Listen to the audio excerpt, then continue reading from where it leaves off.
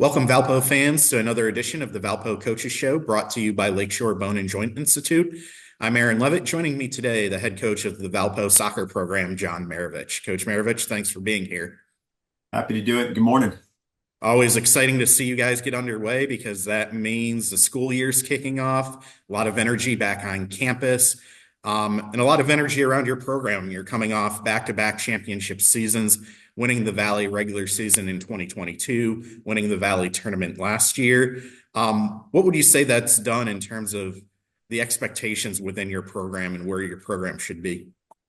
Yeah, obviously it has a gigantic influence. But what I think it's done the most is it's created such an energy within our team, within our community. And so now, we're, starting a new journey. We talk about, this ascension to a peak, right? The summit, as climbers know. And we know that at the summit, the air is very, very thin. And so you can't stay at the summit very long. And so we've had the opportunity the last few years to get to the summit, but we know that that journey is long and difficult. And so now we are at the back of the bottom of the mountain, and just starting that new ascent. And the excitement and the energy for a new climb with a new group is exciting. But that expectation is that, can we get ourselves to another summit? Graduated an accomplished class of seniors from last season, a group that really rose the level of this program, both individually and as a collective unit.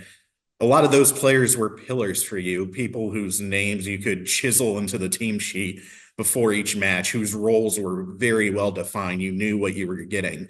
Um, Obviously, did great things, but as a coach, is it a little exciting to maybe not have so many knowns, to have kind of more options, more room for experimentation with this year's side?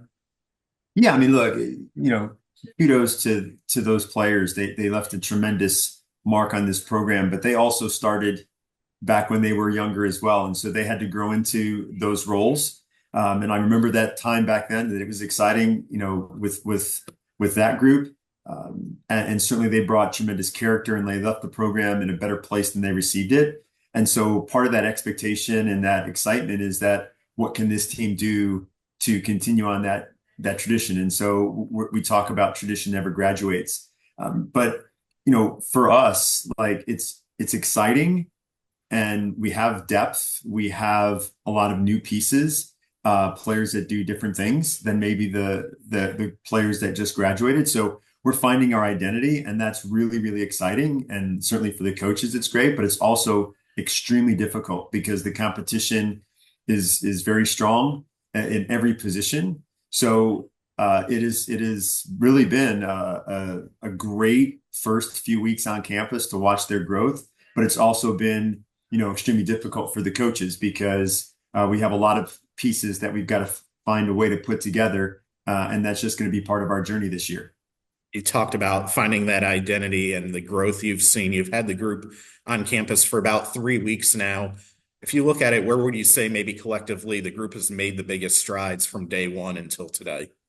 Yeah, I think if you even ask the players, they feel like their connectiveness on the park has been really good, from a standpoint of like with a lot of new players taking on bigger roles, that they felt like they've come together quite well on the field, and I wouldn't disagree with them. I would agree with them 100%.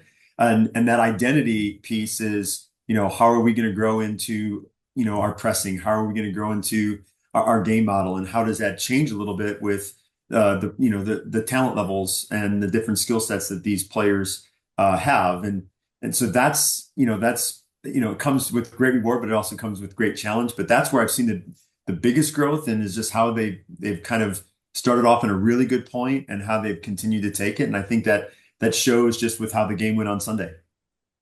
You had an inter squad scrimmage under the lights. You had an exhibition match, but you just mentioned this past Sunday at Chicago State, the first regular season match, a 3-1 victory. Just your kind of general thoughts on the match and getting to see everyone out on the field for real for the first time.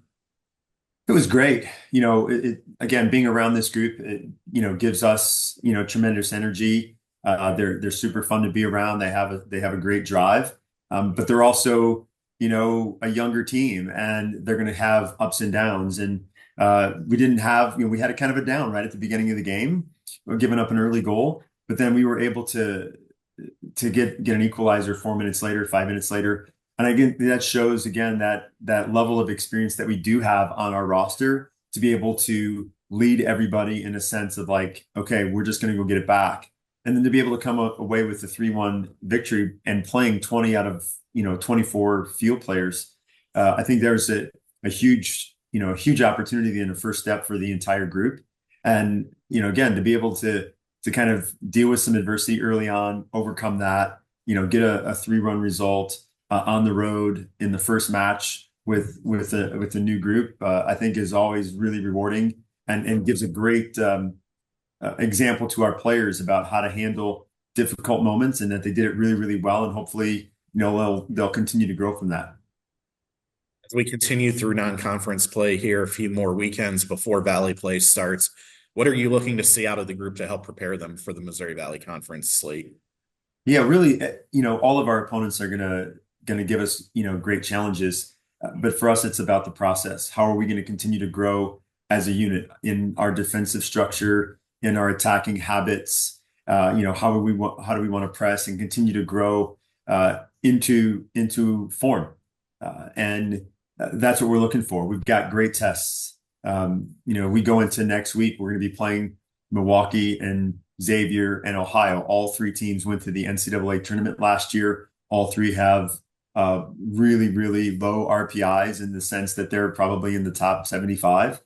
And so they're going to pose great challenges in many different ways. But I think that's exactly what our players are looking for with that expectation that that's the competition that they're looking to get into. And then we're going to take every one of those moments and grow from that and hopefully build ourselves into the strongest unit we can be going into the first weekend of conference play. So it's really just about preparation and a really an extended window of our growth and development and to find, what the identity of this, 2024 team is going to be.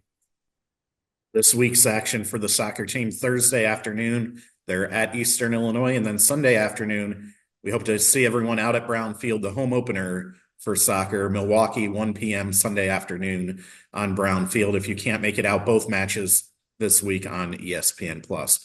Coach Marovich, thanks for joining me today. Good luck as non-conference play continues. Appreciate you. Have a great week, all. Till next time, this is the Valpo Coaches Show brought to you by Lakeshore Bone and Joint Institute.